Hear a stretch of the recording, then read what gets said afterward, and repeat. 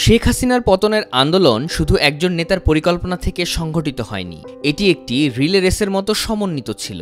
যখন এক গ্রুপের সমন্বয়করা ধরা পড়লেন, তখন আরেকটি নতুন গ্রুপ দাঁড়িয়ে যায় নেতৃত্ব দেওয়ার জন্য। আব্দুল কাদের তাদের মধ্যে অন্যতম। তার ৯ দফা দাবি কোটা সংস্কার আন্দোলনের গতিপথ পাল্টে দেয়। শেষ পর্যন্ত পতন ঘটায় শেখ হাসিনার, সৃষ্টি হয় নতুন ইতিহাসের। নিম্নবিত্ত পরিবারে জন্ম নিলেও কাদেরের স্বপ্ন ছিল বড় কিছু হওয়ার। সেই ইচ্ছে থেকে 2018-19 সেশনে ঢাকা বিশ্ববিদ্যালয়ের সমাজকল্যাণ ও গবেষণা ইনস্টিটিউটে ভর্তি হন। বিজয় ৭১ হলে উঠলেও সামাজিক যোগাযোগ মাধ্যমে গণরুম সংস্কৃতির বিরুদ্ধে লিখলে বিরাগভাজন হতে হয় ছাত্রলীগ নেতাদের। আমি যখন হলে উঠে 1-1.5 মাস থাকি, এর মধ্যে হচ্ছে আর থাকা হয় না। হলে বিভিন্ন গেস্ট রুম, গণরুম, নির্যাতন। আমি আমার আন্টির বাসা লালবাগে থাকি। একটা পর্যায়ে গিয়ে চলে আসে আপনার 7 অক্টোবর 2019 সাল। তখন হচ্ছে আব্রাফাত, আমি তখন হলে থাকি আর কি, টুকটাক হলে থাকি, আবার হলে বাইরে থাকি। আব্রাফাত যেদিন মারা যায় 7 অক্টোবর, ওই দিন আমি হচ্ছে ফেসবুকে কমেন্ট করি। কমেন্টটা ছিল এরকম যে ছাত্রলীগ থাকার সুবাদে কিছু গালি শিখতে পেরেছে, ছাত্রলীগ গেস্ট রুমের সুবাদে। তো এই কমেন্টটা হচ্ছে আমার সিনিয়র স্ক্রিনশট রেখে দেয়। সেটা দেখে হচ্ছে আমার যে আবু ইউনুস, উনি আমাকে হল থেকে বের করে দেয়। আর কখনো এভাবে হলে ওঠা হয়নি আর কি। সামাজিক যোগাযোগ মাধ্যমে খোলামেলা পোস্টের কারণে কাদের ক্রমশ একা হয়ে পড়েন। মুক্তভাবে মত প্রকাশের একটি প্ল্যাটফর্ম খুঁজতে থাকেন। 2022 সালে তিনি বাংলাদেশ ছাত্র অধিকার পরিষদে রাজনৈতিকভাবে সক্রিয় হন। দীর্ঘদিন কাজ করা হয় আমাদের যে আসিফ ভাই, আক্তার ভাই, তাদের সাথে দীর্ঘদিন কাজ করা হয়। কিন্তু পরবর্তী যখন আমরা যে স্ট্যান্ড নিয়ে আমরা পলিটিক্স করি, যে আদর্শ, যে বয়ান নিয়ে যে লেজুর ভিত্তিক ছাত্র রাজনীতি করা যাবে না, যখনই সেটা প্রশ্নবিদ্ধ হয়, যখন সে নূরবাই থেকে সেটা মানা হয় না, তখন আমরা হচ্ছে কি এই যে অ্যালিগেশন আমরা বের হয়ে আসি। আমরা বলি না, আমরা লেজুর ভিত্তিক ছাত্র রাজনীতি করবো না। আমরা হচ্ছে নিজের ছাত্রদের একটা আলাদা বৈশিষ্ট্য থাকে, তারা নিজেদের মতো কাজ করে যাবে, সে জায়গাতে আমরা বের হয়ে আসি। পরবর্তী আমরা ছাত্র শক্তি নামে একটা সংগঠন করি, আক্তার ভাইয়ের নেতৃত্বে নাহিদ ভাই থাকে। আমরা এভাবে চলতে থাকি আর কি। এভাবে হচ্ছে আমাদের রাজনৈতিক যে পদাচারণা। আরেকটা বিষয়টা বলে রাখি, 2022 সালে আবরা ফাহাদের যে 7 অক্টোবর আবরা ফাহাদের 3য় শাহাদাত বার্ষিকীতে আমরা হচ্ছে রাজু ভাস্কর্যে একটা প্রোগ্রাম করি। সেক্ষেত্রে শুক্রবার ছিল, সেটা কি জুমার নামাজের পরে একটা প্রোগ্রাম হয়। তো আমরা দাঁড়াতে পারি নাই, 5 মিনিট দাঁড়াচ্ছি। তখন ছাত্রলীগ যে সৈকত ভাই কিংবা হচ্ছে গিয়ে আর অন্য যে নেতৃবৃন্দ, তারা তখন কি নেতৃত্বে ছিল না, এমনিতে অ্যাক্টিভ ছিল। আবার সামনে হচ্ছে ছাত্রলীগের সম্মেলন, সেইখান থেকে হচ্ছে আমরা যখন দাঁড়াই, তখন হচ্ছে কি তারা আমাদের হামলা করে। আমাদের অনেকে হতাহত হয়। আমরা যখন ঢাকা মেডিকেলে যাই, ওইখানে আবার ঢাকা মেডিকেল গিয়ে আমাদের হামলা করে। হামলা একটা পরবর্তীতে হচ্ছে কি আমরা ভাবছি যে পুলিশ আসছে আমাদেরকে হয়তো সেফ দিবে। আমাদের শাহবাগ থানায় নিয়ে যাওয়া হয় 4টার দিকে। সারা রাত আমরা হচ্ছে গিয়ে শাহবাগ থানাগারতে থাকার পর রাতের 1টা দিয়ে খবর আসছে যে কি যে তোমাদের নামে মামলা হয়েছে, 2টা করে মামলা, আমাকে 5 নম্বর আসামে রাখা হয়েছে। তো মামলাতে যাই, নতুন অভিজ্ঞতা, আমরা তো বুঝতেছি না কী হচ্ছে। তো মামলা জেলে যাই, কেরানীগঞ্জ জেলে আমি 31 দিন ছিলাম। আমরা যারা ছিলাম প্রায় 24 জন, সবাই 31 দিনের মতো, কেউ আবার একটু বেশি ছিল। এভাবে কি একটা অধ্যায় আর কি। তখন থেকে আবার নতুন করে একটা মোড় ঘোরা শুরু হয়। উচ্চ আদালত 2018 সালে বাতিল হওয়া সরকারি চাকরির জন্য কোটা ব্যবস্থা 2024 সালের জুনে পুনর্বহাল করলে 5 জুলাইয়ে এর প্রতিবাদ জানিয়েছিলেন কাদের। তখনও তিনি কল্পনা করেননি এটি একটি বিশাল বিপ্লবে পরিণত হবে। পিছন থেকে কাজ করতাম। পিছন থেকে কাজের বিষয়টা হচ্ছে কি যে মাঠে যে শৃঙ্খলা বিষয়টা, এবং হচ্ছে কি খাবার পানি কে কোথায় কী করবে, এর দায়িত্ব আমি ছিলাম। আর এই জন্য কি সামনের দিকে মাইকে দেখা যায়, ক্যামেরার সামনে দেখা যায় না, কিংবা পরবর্তীতে এটা আমাদের সুবিধা হয়েছে। যখন আমাদের সমন্বয়করা গ্রেপ্তার হয় কিংবা আটক হয়, এক্ষেত্রে আমার কাজ করার সুযোগ সুবিধা হয়েছে।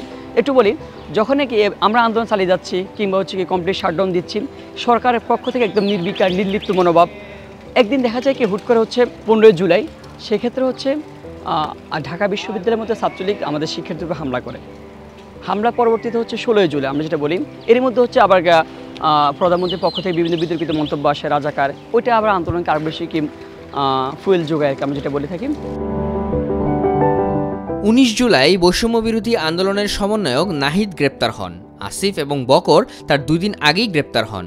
অন্য 2 সমন্বয়ক হাসনাত এবং সার্জিস 3 মন্ত্রীর সঙ্গে সাক্ষাৎ করেন এবং গণমাধ্যমে 8 দফা দাবি তুলে ধরেন। তবে কাদের লক্ষ্য করেন এই 8 দফা দাবিতে কিছু গুরুত্বপূর্ণ দাবি বাদ পড়েছে, যা আগেই আলোচনা করা হয়েছিল। তিনি পদক্ষেপ নেন এবং দাবিগুলো পুনরায় গণমাধ্যমের সাহায্যে প্রকাশ করতে শুরু করেন 20 জুলাই থেকে। 9 দফা হচ্ছে কি অনেকে বললো যে প্রধানমন্ত্রী পদত্যাগ, প্রথম দফা প্রধানমন্ত্রী পদত্যাগ। আমি বললাম যে না, এভাবে প্রধানমন্ত্রী পদত্যাগ দেওয়া যায় না। আমরা এটাকে ঘুরিয়ে পেঁচিয়ে বলতে পারি। শুরুতে ছাত্রদের পক্ষ থেকে প্রধানমন্ত্রী পদত্যাগ বিষয়টা হয় না। তো আমরা হচ্ছে কি আমরা বললাম ছাত্র হত্যার দায়ে প্রধানমন্ত্রীকে জাতির কাছে ক্ষমা চাইতে হবে।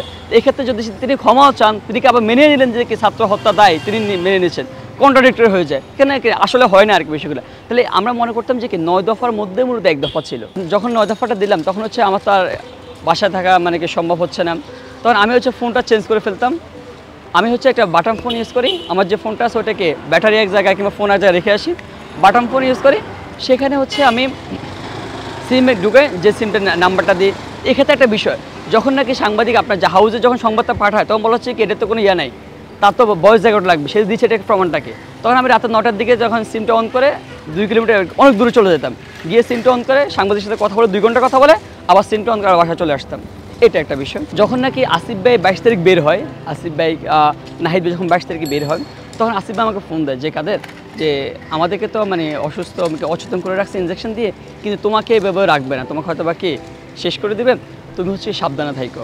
কেন তুমি হচ্ছে যে 9 দফা দিয়ে, ওরা যেহেতু 8 দফা দিয়ে কোনোভাবে হচ্ছে কাউকে মানে ফোর্স করে কিংবা যেভাবে হোক 8 দফা দিয়ে সেটাকে ভিন্নভাবে আন্দোলনকে স্থগিত করে দিতে চাইছিলাম, কিন্তু তুমি আবার 9 দফা দিয়ে তাদের পুরো গেম প্ল্যানটাকে চেঞ্জ করে দিচ্ছো, সেক্ষেত্রে তুমি সাবধানে থাকো। তা আমি এভাবে বললো, এভাবে চলতে আসছে আর কি। আটক থাকার কারণে সিনিয়র নেতারা মাঠ সম্পর্কে পুরোপুরি অবগত ছিলেন না, তাই কয়েকদিনের জন্য কাদের ও জুনিয়ররা এই সময় আন্দোলনের নেতৃত্ব দিয়েছিল। সিনিয়রদের সঙ্গে পরামর্শের পর প্রধানমন্ত্রীর পদত্যাগের 1 দফা দাবির প্রস্তাব দেন কাদের। 3 তারিখ দিবাগত রাত, শনিবার রাতে হচ্ছে আমরা সিদ্ধান্ত নিই যে না এভাবে হতে পারে না, আমরা 1 দফা দিয়ে দিই শনিবার রাতে, যেটা পরবর্তীতে হচ্ছে।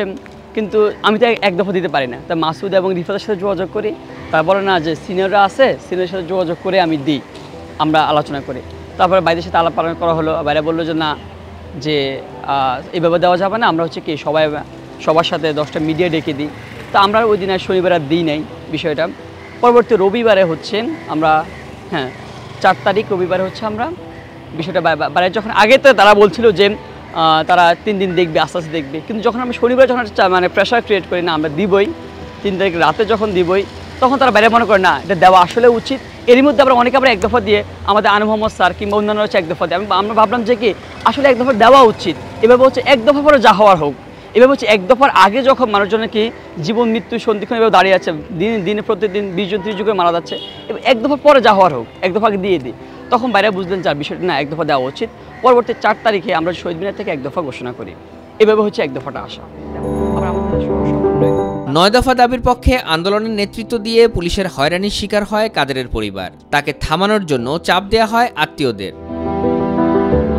কাদের এখন স্নাতক সম্পন্ন করার দিকে মনোনিবেশ করছেন এবং ডাকসু নির্বাচনের জন্য প্রস্তুতি নিচ্ছেন।